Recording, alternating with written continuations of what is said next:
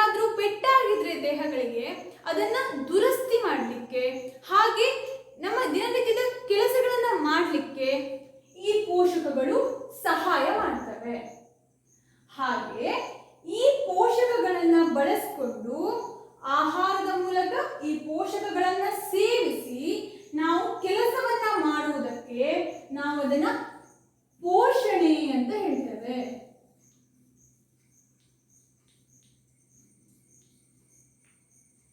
ಈ ಪೋಷಣೆಯಲ್ಲಿ ಎರಡು ವಿಧ. ಒಂದು ಸ್ವಪೋಷಕಗಳು,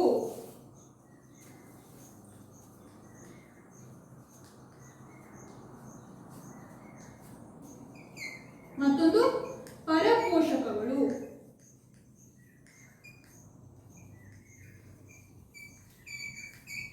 ಸ್ವಪೋಷಕಗಳಲ್ಲಿ ಏನಾಗ್ತದೆ? ಸ್ವಪೋಷಣೆ ಆಗ್ತದೆ. ಸ್ವ ಅಂದ್ರೆ ಸ್ವಂತ, ಪೋಷಣೆ ಆಗುವಂಥದ್ದು ಅಂದ್ರೆ ತಮ್ಮ ಪೋಷಣೆಯನ್ನ ತಾವೇ ಮಾಡ್ಕೊಳ್ತವೆ. ಇಂಗ್ಲಿಷ್ ನಲ್ಲಿ ಇದಕ್ಕೆ ಅಟೋಟ್ರೋಪ್ಸ್ ಅಂತ ಹೇಳ್ತಾರೆ.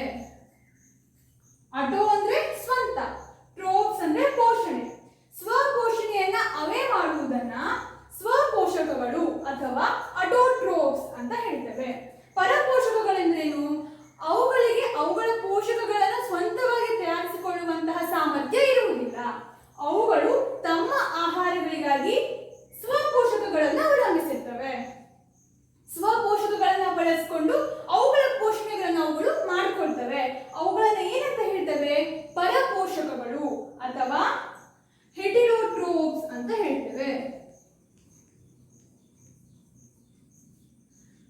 ಹೆಟಿರೋ ಅಂದ್ರೆ ಬೇರೆ, ಪರಪೋಷಕಗಳು ಅಂದ್ರೆ ಹೆಟಿರೋಟ್ರೋಪ್ಸ್, ಬೇರೆಯವರ ಪೋಷಕಗಳನ್ನ ಪಡಿತವೆ ಅಂತ ಅರ್ಥ. ಉದಾಹರಣೆಗಳನ್ನ ಕೊಡಿ. ಸ್ವಪೋಷಕಗಳಿಗೆ ಏನು ಉದಾಹರಣೆ ಕೊಡಬಹುದು ನೀವು? ಸಸ್ಯಗಳು, ಹೌದಾ? ಶೈವಲಗಳು. ಏನಿದು ಶೈವಲಗಳು? ಈಗ ಅದರ ಬಗ್ಗೆ ಮುಂದೆ ನಿಮ್ಗೆ ನಾನು ಹೇಳ್ತೀನಿ. ಪರಪೋಷಕಗಳಿಗೆ ಉದಾಹರಣೆ ಏನು?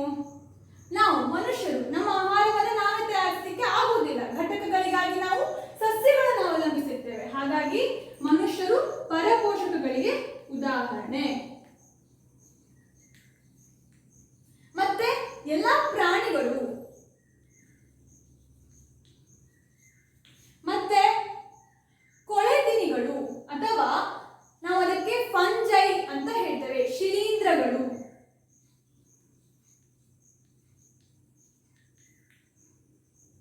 ಶಿಲೀಂಧ್ರ ಅಂದ್ರೆ ಏನು? ಇದು ಕೂಡ ನಾವು ಪಾಠ ಮುಂದುವರಿತಾ ಹೋದಾಗ ಹೇಳ್ತಾ ಹೋಗ್ತೇನೆ. ಈ ರೀತಿಯಾಗಿ ಸ್ವಪೋಷಕಗಳು ಅಂತ ಇರ್ತವೆ, ಪರಪೋಷಕಗಳು ಅಂತ ಇರ್ತವೆ. ಪರಪೋಷಕಗಳು ಸ್ವಪೋಷಕಗಳ ಮೇಲೆ ಪೋಷಕಗಳಿಗಾಗಿ ಅವಲಂಬಿತವಾಗಿರ್ತವೆ. ಇಲ್ಲಿ ನಿಮ್ಗೆ ಗೊತ್ತಾಯಿತು, ಸಸ್ಯಗಳು ತಮ್ಮ ಆಹಾರವನ್ನ ತಾವೇ ತಯಾರಿಸಿಕೊಳ್ತವೆ, ಅದಕ್ಕೆ ಸ್ವಪೋಷಕಗಳು ಅಂತ ಹೇಳ್ತೇವೆ. ಹಾಗಾದ್ರೆ ಸಸ್ಯಗಳು ತಮ್ಮ ಆಹಾರವನ್ನ ತಾವೇ ಹೇಗೆ ತಯಾರಿಸಿಕೊಳ್ತವೆ ಅದನ್ನ ಈಗ ನೋಡೋಣ.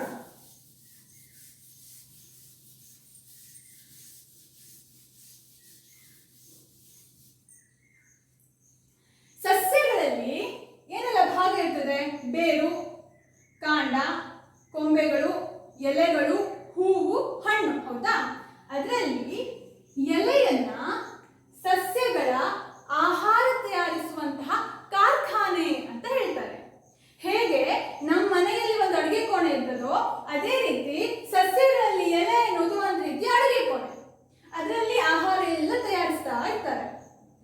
ಈ ಸಸ್ಯಗಳು ಯಾವ ರೀತಿ ರಚನೆ ಆಗಿರ್ತವೆ?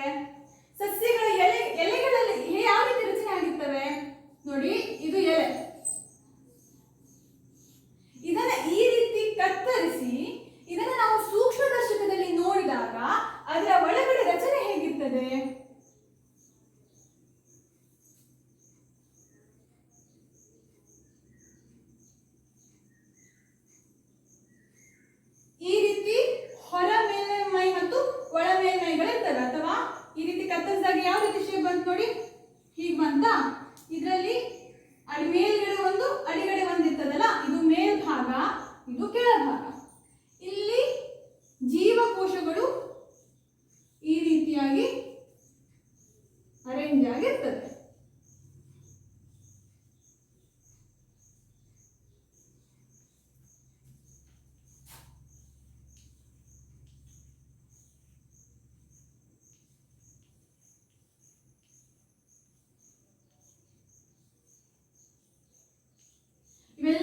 ಜೀವಕೋಶಗಳು.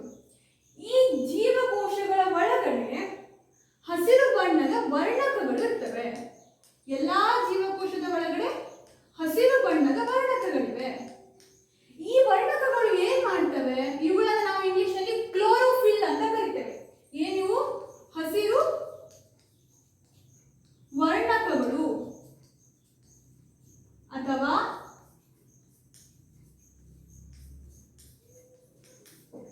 ಕ್ಲೋರೋಫಿಲ್ಗಳು. ಈ ಹಸಿರು ವರ್ಣಕಗಳು ಏನ್ ಮಾಡ್ತವೆ? ಇವುಗಳು ಸೂರ್ಯನಲ್ಲಿರುವ ಬೆಳಕನ್ನ ಹೀರ್ಕೊಳ್ತವೆ. ಹೀಗೆ ಎಲ್ಲಾ ಜೀವಕೋಶಗಳಲ್ಲಿ ಕೂಡ ಹಸಿರು ವರ್ಣಕಗಳು ಇರ್ತವೆ.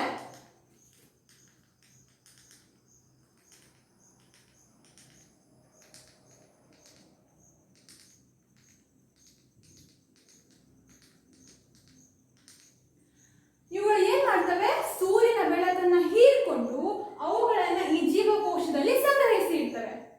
ಗೊತ್ತಾಯ್ತಾ? ಮೊದಲಿಗೆ ನಾವು ಯಾವ ಭಾಗವನ್ನ ನೋಡಿದ್ವಿ? ಜೀವಕೋಶಗಳ ಒಳಗಡೆ ಹಸಿರು ವರ್ಣಕಗಳಿರ್ತವೆ, ಅವುಗಳನ್ನ ಕ್ಲೋರೋಫಿಲ್ ಅಂತ ಹೇಳ್ತೇವೆ. ಅವುಗಳು ಸೂರ್ಯನ ಬೆಳಕನ್ನ ಹೀರ್ಕೊಂಡು ಅದನ್ನ ಈ ಜೀವಕೋಶದಲ್ಲಿ ಸಂಗ್ರಹಿಸಿಟ್ಕೊಳ್ತವೆ. ಇನ್ನೊಂದು ಭಾಗ, ಮುಖ್ಯವಾದ ಭಾಗಗಳನ್ನ ಮಾತ್ರ ಹೇಳ್ತೇನೆ ನಾನು. ಇಲ್ಲಿ ಒಂದು ಚಿಕ್ಕ ರಂಧ್ರಗಳಿರ್ತವೆ. ಎಲೆಯ ಮೇಲೆಲ್ಲ ಕೆಳಗಡೆಯಿಂದ ಸಣ್ಣ ಸಣ್ಣ ಸಣ್ಣ ಸೂಕ್ಷ್ಮ ರಂಧ್ರಗಳು ನಮಗೆ ಸಿಗ್ತವೆ. ಅವುಗಳನ್ನ ನಾವು ಏನಂತ ಹೇಳ್ತೇವೆ? ಪತ್ರರಂಧ್ರ ಅಂತ ಹೇಳ್ತೇವೆ.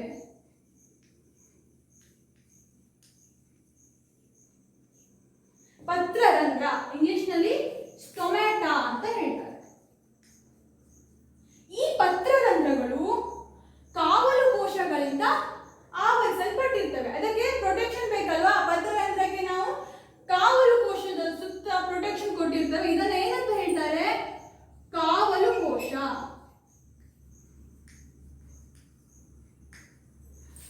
ಈ ಪತ್ರರಂಧ್ರ ಏನ್ ಕೆಲಸ ಮಾಡ್ತದೆ? ವಾತಾವರಣದಲ್ಲಿರುವ ಕಾರ್ಬನ್ ಡೈಆಕ್ಸೈಡ್ ಅನ್ನ ಎಲೆಗಳಿಗೆ ಹೀರ್ಕೊಳ್ತದೆ. ಎಲೆಗಳಿಗೆ ಕಾರ್ಬನ್ ಡೈಆಕ್ಸೈಡ್ ಒಳಗಡೆ ಹೋಗ್ಲಿಕ್ಕೆ ಜಾಗ ಬೇಡವಾ? ಅದು ಈ ಪತ್ರರಂಧ್ರಗಳ ಮೂಲಕ ಕಾರ್ಬನ್ ಡೈಆಕ್ಸೈಡ್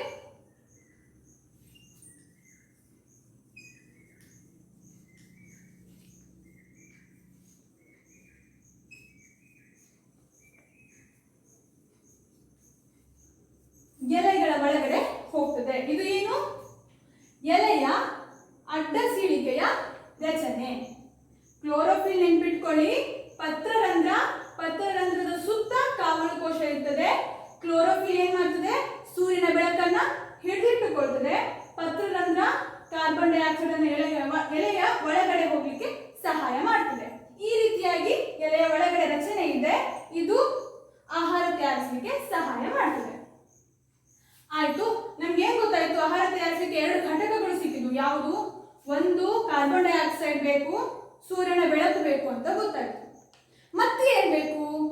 ನೀರು ಬೇಕು. ನೀರೆಲ್ಲಿಂದ ಬರ್ತದೆ? ಇದು ಸಸ್ಯ ಅಂತ ಅನ್ಕೊಳ್ಳಿ. ಇದು ಕಾಂಡ, ಕೆಳಗೆ ಬೇರುಗಳಿವೆ.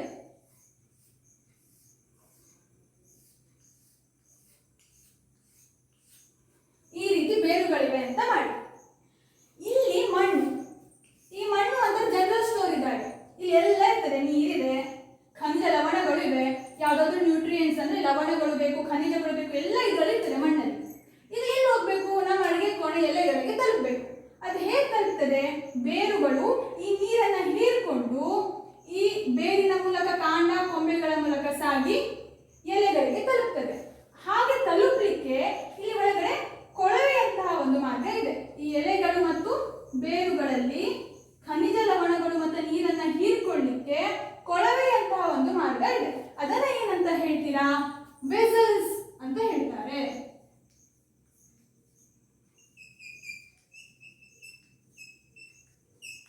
ವೆಸಲ್ಸ್ ಅಂತ ಹೇಳ್ತಾರೆ. ಈ ಮಾರ್ಗದ ಮೂಲಕ ಎಲ್ಲ ಖನಿಜಗಳು, ನೀರು, ಎಲೆಗಳನ್ನ ತಲುಪ್ತವೆ. ಈಗ ನೋಡಿ, ಸೂರ್ಯನ ಬೆಳಕಿದೆ, ಕಾರ್ಬನ್ ಡೈಆಕ್ಸೈಡ್ ಇದೆ, ನೀರಿದೆ. ಹೇಗೆ ಆಹಾರ ತಯಾರಾಗ್ತದೆ? Carbon dioxide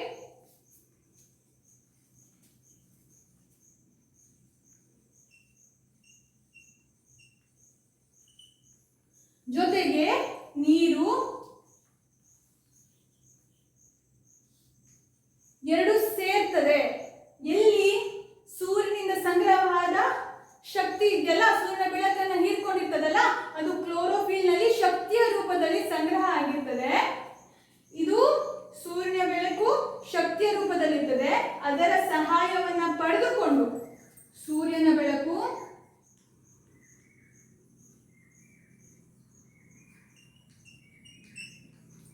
ಯಾವುದಲ್ಲಿರ್ತದೆ? ಸೂರ್ಯನ ಬೆಳಕು ಕ್ಲೋರೋಫಿಲ್ ನಲ್ಲಿ ಇರ್ತದೆ.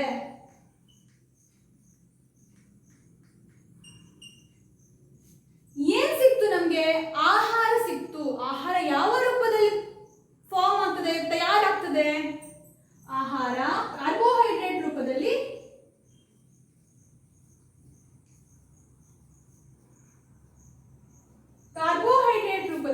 ತಯಾರಾಗ್ತದೆ. ಕಾರ್ಬನ್ ಡೈಆಕ್ಸೈಡ್ ಮತ್ತೆ ನೀರು ಸೂರ್ಯನ ಬೆಳಕಿನ ಶಕ್ತಿಯನ್ನ, ಯಾವುದರಲ್ಲಿರುವಂತದ್ದು? ಕ್ಲೋರೋಫಿಲ್ ನಲ್ಲಿರುವ ಸೂರ್ಯನ ಬೆಳಕಿನ ಶಕ್ತಿಯನ್ನ ಉಪಯೋಗಿಸಿಕೊಂಡು ಅವುಗಳೆರಡೂ ಸೇರಿ ಕಾರ್ಬೋಹೈಡ್ರೇಟ್ ಅನ್ನ ಉತ್ಪಾದಿಸ್ತವೆ. ಅದೇನು? ಆಹಾರ. ಅದರ ಜೊತೆಗೆ ಆಮ್ಲಜನಕ ಬಿಡುಗಡೆ ಆಗ್ತದೆ.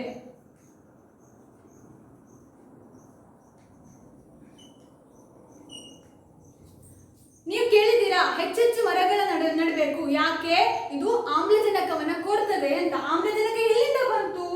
ಆಹಾರ ತಯಾರಿಸುವ ಕ್ರಿಯೆಯಲ್ಲಿ ನಮಗೆ ಆಹಾರದ ಜೊತೆಗೆ ಆಮ್ಲಜನಕ ಸಿಗ್ತದೆ. ನಾವು ಉಸಿರಾಡಿ ಬಿಟ್ಟಂತಹ ಕಾರ್ಬನ್ ಡೈಆಕ್ಸೈಡ್ ಅನ್ನ ಬಳಸಿಕೊಂಡು ನೀರನ್ನ ಅದರ ಜೊತೆಗೆ ಸೇರಿಸಿ ಶಕ್ತಿಯನ್ನ ಸೂರ್ಯನ ಬೆಳಕಿನಿಂದ ಪಡೆದುಕೊಂಡು ಆಹಾರವನ್ನ ತಯಾರಿಸಿ ಆಮ್ಲಜನಕವನ್ನ ಪರಿಸರಕ್ಕೆ ಅದು ನೀಡ್ತದೆ. ಈ ಕಾರ್ಬೋಹೈಡ್ರೇಟ್ ಉತ್ಪಾದನೆಯಾದ ನಂತರ ಅದು ಸಂಗ್ರಹವಾಗಬೇಕಾದ್ರೆ ಅದೇನಾಗ್ತದೆ? ಪಿಷ್ಟದ ರೂಪದಲ್ಲಿ ಅಥವಾ ಸ್ಟಾರ್ಚ್ ರೂಪದಲ್ಲಿ. ಪಿಷ್ಟವನ್ನ ಇಂಗ್ಲಿಷ್ ನಲ್ಲಿ ಸ್ಟಾರ್ಚ್ ಅಂತಾರೆ. ಪಿಷ್ಟದ ರೂಪದಲ್ಲಿ ಅದು ಸಂಗ್ರಹ ಆಗ್ತದೆ. ಈಗೇನ್ ನಾವು ಹಣ್ಣುಗಳನ್ನೆಲ್ಲ ತಿಂತೇವೆ, ಅದರಲ್ಲಿ ಆಹಾರವು ಪಿಷ್ಟದ ರೂಪದಲ್ಲಿ ಇರ್ತದೆ. ಪಿಷ್ಟವು ಕೂಡ ಒಂದು ಕಾರ್ಬೋಹೈಡ್ರೇಟ್, ಆದ್ರೆ ಅದು ಸಂಗ್ರಹವಾಗುವಾಗ ಪಿಷ್ಟದ ರೂಪದಲ್ಲಿ ಸಂಗ್ರಹ ಆಗ್ತದೆ. ಹಾಗೆ ಆಮ್ಲಜನಕವನ್ನ ಪರಿಸರಕ್ಕೆ ಕೊಡ್ತದೆ. ಈ ಎಲ್ಲಾ ಕ್ರಿಯೆಯನ್ನು ನಾವು ಏನಂತ ಕರಿತೇವೆ? ದ್ಯುತಿ ಸಂಶ್ಲೇಷಣೆ ಅಂತ ಹೇಳ್ತೇವೆ.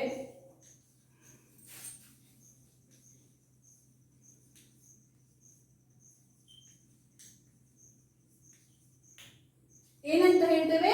ದ್ಯುತಿ ಸಂಶ್ಲೇಷಣೆ ಅಂತ ಹೇಳ್ತೇವೆ. ದ್ಯುತಿ ಸಂಶ್ಲೇಷಣೆ ಅಂದ್ರೆ ಏನು ಅಂತ ನೀವೇ ಹೇಳಿ ಇವಾಗ. ಸಸ್ಯದಲ್ಲಿರುವ ಎಲೆಯು ಕಾರ್ಬನ್ ಡೈಆಕ್ಸೈಡ್ ಅನ್ನ ವಾತಾವರಣದಿಂದ ಹೀರಿಕೊಂಡು ನೀರಿನ ಬೇರಿನ ಮೂಲಕ ಹೀರಿಕೊಂಡು ಸೂರ್ಯನ ಬೆಳಕನ್ನ ಸಂಗ್ರಹಿಸಿರುವಂತಹ ಕ್ಲೋರೋಫಿಲ್ ನಲ್ಲಿ ಇರ್ತದಲ್ಲ, ಕ್ಲೋರೋಫಿಲ್ ನಲ್ಲಿರುವ ಸೂರ್ಯನ ಬೆಳಕನ್ನ ಶಕ್ತಿಯಾಗಿ ಉಪಯೋಗಿಸಿಕೊಂಡು ಆಹಾರವನ್ನ ಕಾರ್ಬೋಹೈಡ್ರೇಟ್ ರೂಪದಲ್ಲಿ ತಯಾರಿಸ್ತದೆ. ಅದರ ಜೊತೆಗೆ ಆಮ್ಲಜನಕವನ್ನ ಪರಿಸರಕ್ಕೆ ಬಿಡುಗಡೆ ಮಾಡ್ತದೆ. ಈ ಕ್ರಿಯೆಯನ್ನ ಏನಂತ ಕರಿತೇವೆ ನಾವು? ದ್ಯುತಿ ಸಂಶ್ಲೇಷಣೆ ಅಂತ ಕರಿತೇವೆ. ದ್ಯುತಿ ಸಂಶ್ಲೇಷಣೆಯ ಜೊತೆಗೆ ಇನ್ನೊಂದು ಕ್ರಿಯೆ ಆಗ್ತದೆ, ಬಾಷ್ಪ ವಿಸರ್ಜನೆ.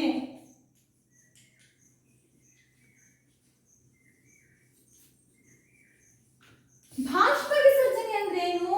ಇಲ್ಲಿ ಹೀರ್ಕೊಂಡ ನೀರಿರ್ತದಲ್ಲ, ಎಲ್ಲಾ ನೀರು ಕೂಡ ದ್ಯುತಿ ಸಂಶ್ಲೇಷಣೆಯಲ್ಲಿ ಬಳಕೆ ಆಗುವುದಿಲ್ಲ. ಹೆಚ್ಚಿನ ನೀರು ಕೂಡ ಇರ್ತದಲ್ವಾ, ಈ ರೀತಿಯ ನೀರು ಸೂರ್ಯನ ತಾಪದಿಂದ ನಿರಂತರವಾಗಿ ಆವಿಯಾಗ್ತಾ ಇರ್ತದೆ. ಅದನ್ನ ಏನಂತ ಹೇಳ್ತೇವೆ? ಬಾಷ್ಪ ವಿಸರ್ಜನೆ ಅಂತ ಹೇಳ್ತೇವೆ. ನೀವು ಕೇಳ್ಬೋದು, ಎಲ್ಲಾ ಗಿಡಗಳಲ್ಲಿ ಎಲೆ ಮಾತ್ರ ಹಸಿರಾಗಿರುವುದಿಲ್ಲ, ಕೆಲವು ಕಾಂಡ ಕೂಡ ಹಸಿರಾಗಿರ್ತದೆ, ಹಾಗಾದ್ರೆ ಅಲ್ಲಿ ದ್ಯುತಿ ಸಂಶ್ಲೇಷಣೆ ನಡೆಯುವುದಿಲ್ವಾ? ಯಾವ ಭಾಗದಲ್ಲಿ ಕ್ಲೋರೋಫಿಲ್ಗಳು ಸಿಗ್ತವೋ, ಯಾವ ಭಾಗದಲ್ಲಿ ನಾವು ಪತ್ರರಂಧ್ರಗಳನ್ನ ಕಾಣಬಹುದು, ಅಲ್ಲಿ ಎಲ್ಲ ದ್ಯುತಿ ಸಂಶ್ಲೇಷಣೆಗಳು ನಡೀತವೆ. ಸ್ಥಳದಿಂದ ಸ್ಥಳಕ್ಕೆ ಸಸ್ಯಗಳಲ್ಲಿ ಬದಲಾವಣೆಗಳನ್ನು ನಾವು ಕಾಣಬಹುದು. ಉದಾಹರಣೆಗೆ ಕಳ್ಳಿ ಗಿಡಗಳು ಎಲ್ಲಿ ಕಾಣ್ತವೆ? ಎಲ್ಲಿ ನೀರು ಕಡಿಮೆ ಇದೆ ಅಲ್ಲಿ ಕಾಣ್ತವೆ. ಅಲ್ಲಿ ಎಲೆ ಇರ್ತದ? ಕಳ್ಳಿ ಗಿಡಗಳಲ್ಲಿ ಎಲೆ ಇರುವುದಿಲ್ಲ, ಆದ್ರೆ ಇಡೀ ಕಳ್ಳಿಗಳು ಯಾವ ಬಣ್ಣದಲ್ಲಿ ಇರ್ತದೆ? ಹಸಿರು ಬಣ್ಣದಲ್ಲಿ ಇರ್ತದೆ. ಅಲ್ಲಿ ಎಲ್ಲಿ ದ್ಯುತಿ ಬಣ್ಣದಲ್ಲಿ ಅಥವಾ ಯಾವ ಬಣ್ಣದಲ್ಲಿ ಯಾವ ಭಾಗದಲ್ಲಿ ಹಸಿರು ಬಣ್ಣ ಇದೆಯೋ ಅಲ್ಲಿ ದ್ಯುತಿ ಸಂಶ್ಲೇಷಣೆ ನಡೀತದೆ. ಯಾಕೆ ಎಲೆ ಇಲ್ಲ? ಎಲೆ ಇದ್ರೆ ಏನಾಗ್ತದೆ? ಬಾಷ್ಪ ವಿಸರ್ಜನೆ ಆಗ್ತದೆ. ಬಾಷ್ಪ ವಿಸರ್ಜನೆ ಆದ್ರೆ ಏನಾಯ್ತು? ನೀರು ಕಳ್ಕೊಳ್ತದೆ. ಮುಂಚೆ ಅದಕ್ಕೆ ನೀರಿನ ಕೊರತೆ ಇದೆ, ಹಾಗಿರುವಾಗ ಎಲೆಗಳಿದ್ರೆ ಮತ್ತೆ ನೀರಿನ ಕೊರತೆ ಆಗ್ತದೆ. ಅದಕ್ಕೆ ಅಲ್ಲಿ ಎಲೆಗಳು ಮುಳ್ಳುಗಳ ರೂಪದಲ್ಲಿ ಮಾರ್ಪಾಡಾಗಿರ್ತವೆ. ಅಲ್ಲಿ ದ್ಯುತಿ ಸಂಶ್ಲೇಷಣೆಯು ಯಾವ ಭಾಗದಲ್ಲಿ ಹಸಿರು ಬಣ್ಣ ಇರ್ತದೋ ಅಲ್ಲಿ ಆಗ್ತದೆ. ಅಲ್ಲಿ ಕೂಡ ಆಹಾರ ತಾನೇ ಅದು ತಯಾರಿಸಿಕೊಳ್ತದೆ. ಈ ರೀತಿ ಸ್ವಪೋಷಕಗಳಾಗಿರುವ ಸಸ್ಯವು ತನ್ನ ಆಹಾರವನ್ನ ತಾನೇ ತಯಾರಿಸಿಕೊಳ್ತದೆ. ಕ್ಲೋರೋಫಿಲ್ ಎಲ್ಲೆಲ್ಲ ಇರ್ತದೆ ಅಲ್ಲಿ ಮಾತ್ರ ದ್ಯುತಿ ಸಂಶ್ಲೇಷಣ ಕ್ರಿಯೆ ನಡೀತದೆ ಅನ್ನೋದನ್ನ ಕಲಿತೆ. ಹಾಗಾದ್ರೆ ನೀವು ಕೇಳ್ಬೋದು, ಎಲ್ಲ ಎಲೆಗಳು ಹಸಿರಾಗಿ ಇರುವುದಿಲ್ವಲ್ಲ? ನಾನು ಕೆಲವು ಕಂದು ಬಣ್ಣದ, ಕೆಂಪು ಬಣ್ಣದ ಅಥವಾ ಗಾಢ ಕಂದು ಬಣ್ಣದ ಎಲೆಗಳನ್ನೆಲ್ಲ ನೋಡಿದ್ದೀನಿ. ಹಾಗಾದ್ರೆ ಅವುಗಳಲ್ಲಿ ದ್ಯುತಿ ಸಂಶ್ಲೇಷಣೆ ನಡೆಯುವುದಿಲ್ವಾ? ಅವುಗಳಲ್ಲಿ ಕ್ಲೋರೋಫಿಲ್ ಇರೋದಿಲ್ವಾ? ಅವುಗಳಲ್ಲಿ ಕೂಡ ಕ್ಲೋರೋಫಿಲ್ ಇರ್ತದೆ.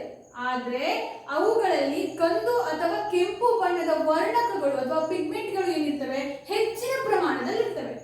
ಹಸಿರು ವರ್ಣಕದ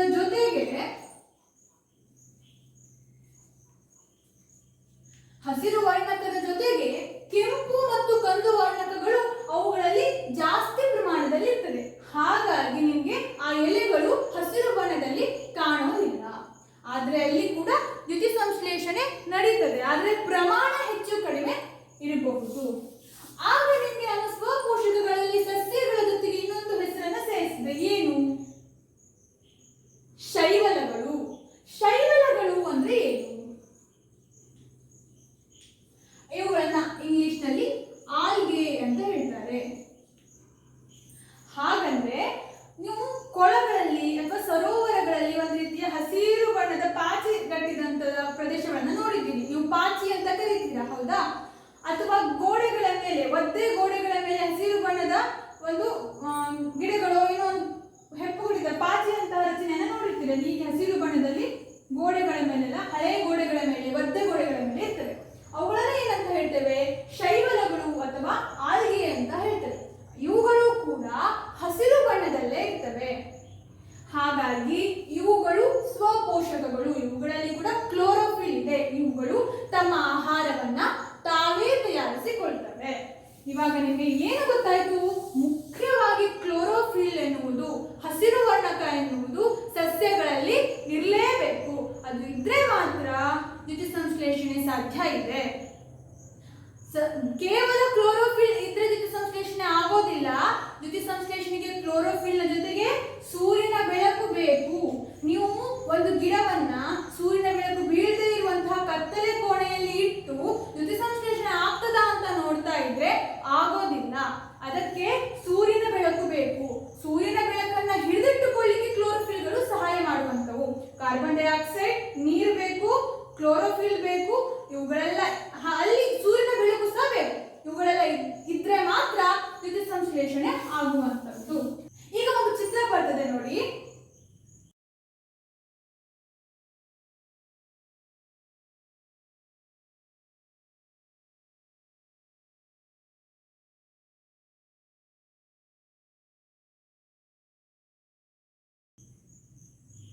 ಈ ಚಿತ್ರವನ್ನು ಗಮನಿಸಿದಾಗ ನಿಮಗೆ ಏನ್ ಕಾಣ್ತದೆ? ಒಂದು ಗಿಡದ ಮೇಲೆ ಬಳ್ಳಿಯಂತಹ ಒಂದು ರಚನೆ. ಇದು ಒಂದು ಮರ ಆದ್ರೆ ಅಥವಾ ಒಂದು ಗಿಡ ಆದ್ರೆ ಇದರ ಮೇಲೆ ಬಳ್ಳಿಯಾಗಿ ಈ ರೀತಿಯ ಬಳ್ಳಿಗಳು ಈ ಮರವನ್ನ ಸುತ್ತುವರೆದಿಟ್ಕೊಂಡಿರ್ತವೆ. ಈ ಬಳ್ಳಿಗಳಲ್ಲಿ ಕ್ಲೋರೋಫಿಲ್ ಇರುವುದಿಲ್ಲ. ಇವುಗಳು ಏನ್ ಮಾಡ್ತವೆ? ತಮ್ಮ ಆಹಾರಕ್ಕಾಗಿ ಈ ಸಸ್ಯ ತಯಾರಿಸಿದ ಅಥವಾ ಈ ಮರವೋ ಗಿಡವೋ ಇವುಗಳು ತಯಾರಿಸಿದ ಆಹಾರವನ್ನ ಹೀರ್ಕೊಳ್ತವೆ. ತಮ್ಮ ಬೇರಿನ ಸಹಾಯದಿಂದ ಮಣ್ಣಿನಿಂದ ಅವು ಹೀರ್ಕೊಳ್ಳುವುದಿಲ್ಲ. ಈ ಮರ ಗಿಡಗಳ ಕೊಂಬೆಗಳಿಗೆ ಅವುಗಳು ಸುತ್ತ ಹಾಕೊಂಡಿರ್ತವಲ್ಲ, ಅವುಗಳಿಂದ ಆಹಾರವನ್ನ ಹೀರ್ಕೊಳ್ತವೆ, ನೀರನ್ನು ಸಹ ಹೀರ್ಕೊಳ್ತವೆ. ಅವುಗಳಿಗೆ ಬೇಕಾದ ಪೋಷಕಗಳನ್ನ ಅವುಗಳು ಈ ಆಧಾರ ಗಿಡಗಳಿಂದ ಪಡಿತವೆ. ತಂತಿಯಂತಿರುವ ಈ ಕವಲೊಡೆದ ರಚನೆಗಳನ್ನ ನಾವು ಏನಂತ ಹೇಳ್ತೇವೆ? ಕಸ್ಟ್ಯೂಟ ಅಂತ ಹೇಳ್ತೇವೆ. ಹಾಗೆಯೇ ಆ ಕಸ್ಟ್ಯೂಟ ಎಂಬ ಗಿಡ ಇದೆಯಲ್ಲ, ಅದು ಯಾವುದಕ್ಕೆ ಸುತ್ತಾಕೊಂಡಿದೆ? ಒಂದು ದೊಡ್ಡ ಮರಕ್ಕೋ ಗಿಡಕ್ಕೋ ಸುತ್ತಾಕೊಂಡಿರ್ತದೆ. ಆ ಆಧಾರ ಸ್ತಂಭವನ್ನ, ಆ ಆಧಾರ ಗಿಡ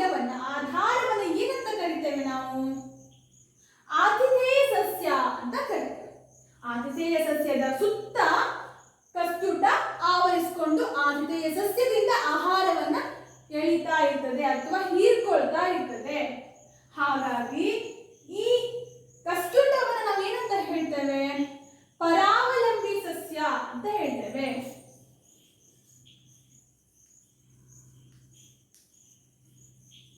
ಪರಾವಲಂಬಿ ಸಸ್ಯ ಅಂತ ಹೇಳ್ತೇವೆ ಅಥವಾ ಪ್ಯಾರಾಸೈಟ್ ಅಂತ ಹೇಳ್ತೇವೆ. ಹಾಗಾದ್ರೆ ಈ ಸಸ್ಯ ಬೆಳೆಯೋದ್ರಿಂದ ಆತಿಥೇಯ ಸಸ್ಯಕ್ಕೆ ಏನು ತೊಂದರೆ ಆಗೋದಿಲ್ವಾ? ಆಗ್ತದೆ. ಆತಿಥೇಯ ಸಸ್ಯ ಏನಷ್ಟು ಪೋಷಣೆಗಳನ್ನ ಪಡೆದುಕೊಂಡಿರ್ತದೋ ಅವುಗಳನ್ನೆಲ್ಲ ಈ ಕಸ್ಕ್ಯೂಟ ಹೀರ್ಕೊಳ್ತಾ ಹೋದ್ರೆ ಅಲ್ಲಿ ಪೋಷಕಗಳ ಕೊರತೆ ಆಗುವ ಸಾಧ್ಯತೆ ಇರ್ತದೆ. ಆತಿಥೇಯ ಸಸ್ಯಕ್ಕೆ ತಾನು ತಯಾರಿಸಿದ ಪೋಷಕಗಳು ಅದಕ್ಕೆ ಸಾಲದೇ ಇರಲಿಕ್ಕೆ ಸಾಧ್ಯತೆ ಬರಬಹುದು. ಎಲ್ಲಿ ಕಸ್ಕ್ಯೂಟದ ಪ್ರಮಾಣ ಹೆಚ್ಚಾಗ್ತಾ ಹೋಗ್ತದೆ ಆಗ ಆತಿಥೇಯ ಸಸ್ಯ ಸಾಯುವ ಸಾಧ್ಯತೆ ಇರ್ತದೆ. ಹಾಗಾಗಿ ಈ ಕಸ್ಕ್ಯೂಟವನ್ನ ಪರಾವಲಂಬಿ ಅಥವಾ ಪ್ಯಾರಾಸೈಟ್ ಅಂತ ಹೇಳ್ತಾರೆ. ಕಸ್ಕ್ಯೂಟದಿಂದ ಆತಿಥೇಯ ಸಸ್ಯಕ್ಕೆ ಯಾವುದೇ ಉಪಯೋಗ ಇಲ್ಲ, ಆದ್ರೆ ಕಸ್ಕ್ಯೂಟವು ಆತಿಥೇಯ ಸಸ್ಯದಿಂದ ಎಲ್ಲ ಉಪಯೋಗವನ್ನ ಪಡೆದುಕೊಳ್ತದೆ. ಇನ್ನೊಂದು ಉದಾಹರಣೆ ಕೊಡೋಣ. ಎಲ್ಲಿ ಕ್ಲೋರೋಫಿಲ್ ಇಲ್ಲ, ಎಲ್ಲಿ ದ್ಯುತಿಸಂಶ್ಲೇಷಣೆ ನಡೆಯುವುದಿಲ್ಲ ಅಂತ. ಆಗ ಒಂದು ಹೆಸರು ಹೇಳಿದ್ದೆ ನಾನು, ಪರಪೋಷಕಗಳಲ್ಲಿ ಯಾವುದು? ಶಿಲೀಂಧ್ರ. ನೆನಪಿದ್ಯಾ? ಶಿಲೀಂಧ್ರ ಅಂದ್ರೆ ಏನು? ಫಂಗೈ ಅಂತ ಹೇಳ್ತೇವೆ ನಾವು ಇದನ್ನ ಇಂಗ್ಲಿಷ್ನಲ್ಲಿ. ಶಿಲೀಂಧ್ರ ಅಂದ್ರೆ ಅಣಬೆಗಳು. ನಿಮ್ಗೆ ಅಣಬೆಗಳು ಗೊತ್ತಲ್ವಾ? ಅಣಬೆಗಳಿಗೆ ಶಿಲೀಂಧ್ರ ಅಂತ ಹೇಳ್ತೇವೆ. ಇಲ್ಲ ಅಂದ್ರೆ ಒಂದು ಬ್ರೆಡ್ ಅನ್ನ ಒಂದು ವಾರ ನೀವು ತೆಗೆದಿಡಿ, ಅದ್ರ ಮೇಲೆ ಏನ್ ಬರ್ತದೆ? ಒಂದು ರೀತಿಯ ಕಪ್ಪು ಅಥವಾ ಗಾಢ ಬಣ್ಣದಂತಹ ಒಂದು ರಚನೆಗಳು ಕಂಡು ಬರ್ತವೆ. ನೀವು ಅದನ್ನ ಬೂಸ್ಟ್ ಅಂತ ಹೇಳ್ತೀರಾ, ಹೌದಾ?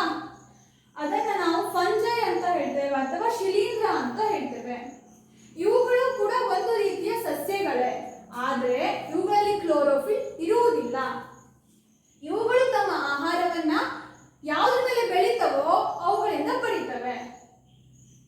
ಹಾಗಾಗಿ ಇವುಗಳನ್ನ ನಾವು ಕೊಳೆತಿನಿಗಳು ಅಂತ ಹೇಳ್ತೇವೆ. ಕೊಳೆತಿನಿಗಳು ಅಂದ್ರೆ ಏನು?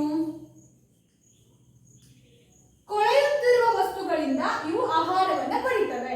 ಕೊಳೆಯುತ್ತಿರುವ ಬ್ರೆಡ್, ಒಂದು ವಾರ ಬ್ರೆಡ್ ಇಟ್ಟರೆ ಏನಾಗ್ತದೆ? ಅದು ಕೊಳಿತದೆ. ಆ ಕೊಳೆಯುತ್ತಿರುವ ಬ್ರೆಡ್ ನಿಂದ ಏನಾಯ್ತು? ಆ ಫಂಗಸ್ ಅಥವಾ ಆ ಶಿಲೀಂಧ್ರ ಆಹಾರವನ್ನ ಪಡಿತು. ಹಾಗೆ ಕೊಳೆಯುತ್ತಿರುವ ಮರದ ಕಾಂಡಗಳೆಲ್ಲಾದ್ರೂ ನೀವು ನೋಡಿದ್ರೆ ತೋಟದಲ್ಲಿ ಅವುಗಳ ಮೇಲೆ ಕೊಳೆಯಂತಹ ರಚನೆಗಳು, ಅಣಬೆಗಳು ನಿಮಗೆ ಕಾಣಲಿಕ್ಕೆ ಸಿಗ್ತವೆ. ಇವುಗಳು ಕೂಡ ಶಿಲೀಂಧ್ರಗಳೇ. ಇವುಗಳು ಆಹಾರವನ್ನ ಎಲ್ಲಿಂದ ಪಡಿತವೆ? ಅವುಗಳು ಈ ಕೊಳೆಯುವ ಮರದ ಕಾಂಡದಿಂದ ಆಹಾರ ಪಡಿತವೆ. ಹಾಗಾಗಿ ಇವುಗಳು ಕೂಡ ಪರಪೋಷಕಗಳು. ಶಿಲೀಂಧ್ರ ಮತ್ತೆ ಶೈವಲಗಳು ಒಟ್ಟಾಗಿ ಬೆಳೀತವೆ. ಶೈವಲಗಳಂದ್ರೆ ಏನು? ಪಾಚಿ ಅಂತ ಹೇಳಿದ್ನಲ್ವಾ, ನೀರಿನಲ್ಲಿ ಬೆಳೀತವೆ, ಅದರಲ್ಲಿ ಕ್ಲೋರೋಫಿಲ್ ಇದೆ. ಶಿಲೀಂಧ್ರಗಳಲ್ಲಿ ಕ್ಲೋರೋಫಿಲ್ ಇಲ್ಲ, ಅವು ಕೊಳೆಯುವ ವಸ್ತುಗಳಲ್ಲಿ ಬೆಳೆಯುವಂತವು ಹೆಚ್ಚಾಗಿ. ಇವುಗಳು ಎರಡೂ ಒಟ್ಟಾಗಿ ಬೆಳೆಯುವ ಸಾಧ್ಯತೆ ಇವೆ. ಅವುಗಳನ್ನು ನಾವು ಏನಂತ ಹೇಳ್ತೇವೆ? ಕಲ್ಲು ಹೂಗಳು ಅಂತ ಹೇಳ್ತೇವೆ. ಇಂಗ್ಲಿಷ್ನಲ್ಲಿ ಲೈಕೆನ್ಸ್ ಅಂತ ಹೇಳ್ತೇವೆ. ಶಿಲೀಂಧ್ರ ಮತ್ತೆ ಶೈವಲ ಜೊತೆಯಾಗಿ ಯಾವುದಾದ್ರೂ ಒಂದು ಸಸ್ಯದ ಮೇಲೆ ಬೆಳೀತದೆ. ಅವುಗಳನ್ನ ಕಲ್ಲು ಹೂಗಳು ಅಥವಾ ಲೈಕೆನ್ಸ್ ಅಂತ ಹೇಳ್ತಾರೆ. ಇವೆರಡು ಸಹಜೀವನವನ್ನ ನಡೆಸ್ತವೆ.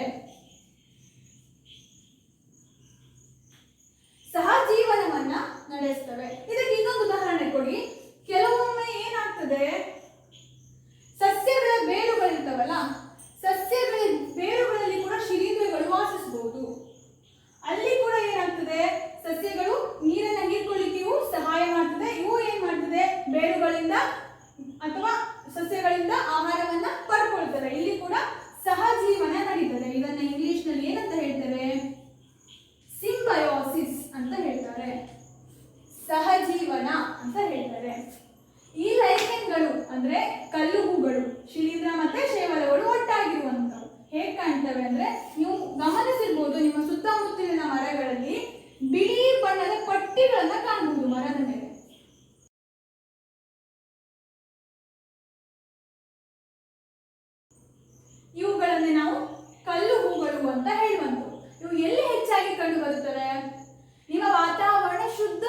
ಆದ್ರೆ ಅಲ್ಲಿ ಮಾತ್ರ ಇದು ಕಂಡುಬರುವಂಥವು.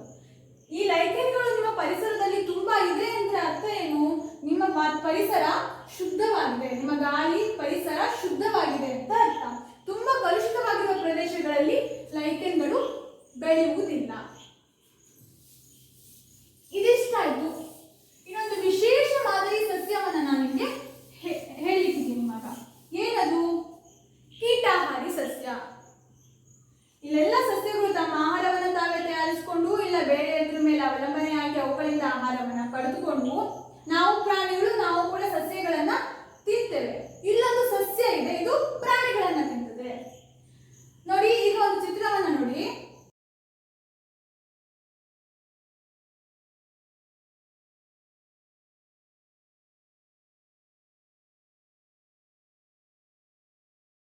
ಚಿತ್ರದಲ್ಲಿ ನೀವೇನ್ ನೋಡಿದ್ರಿ? ಒಂದು ಹೂದಿ ಆಕಾರದ ರಚನೆ ಇದೆ. ಇದು ಎಲೆ.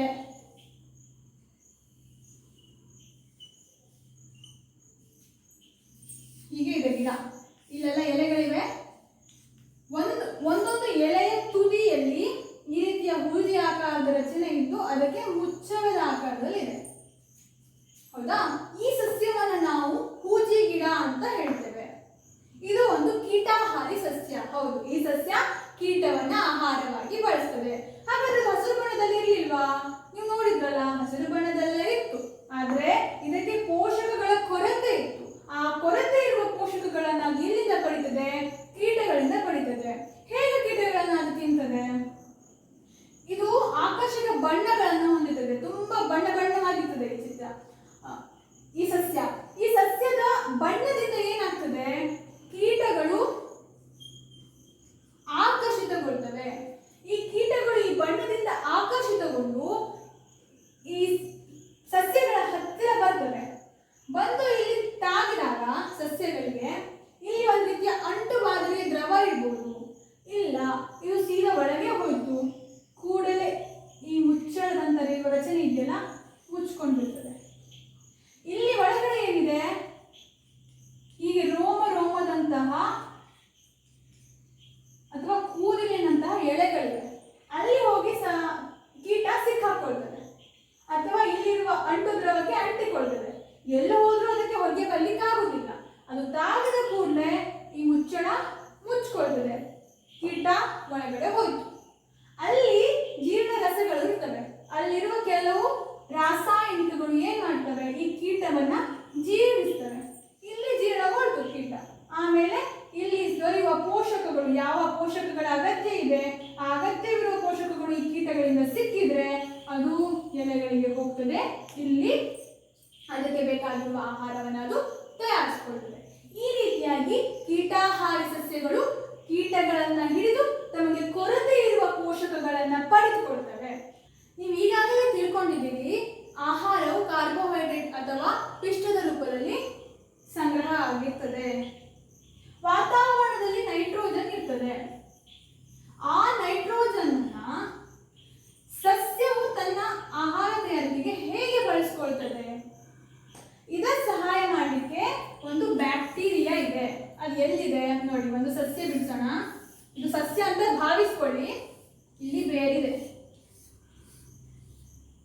ಇದು ದ್ವಿದಳ ಸಸ್ಯ.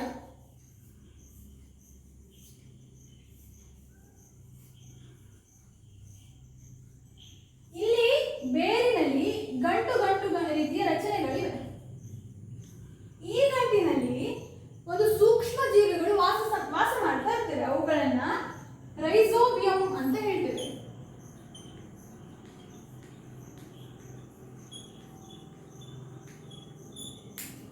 ಈ ರೈಸೋಬಿಯಂಗಳು ಏನ್ ಮಾಡ್ತವೆ?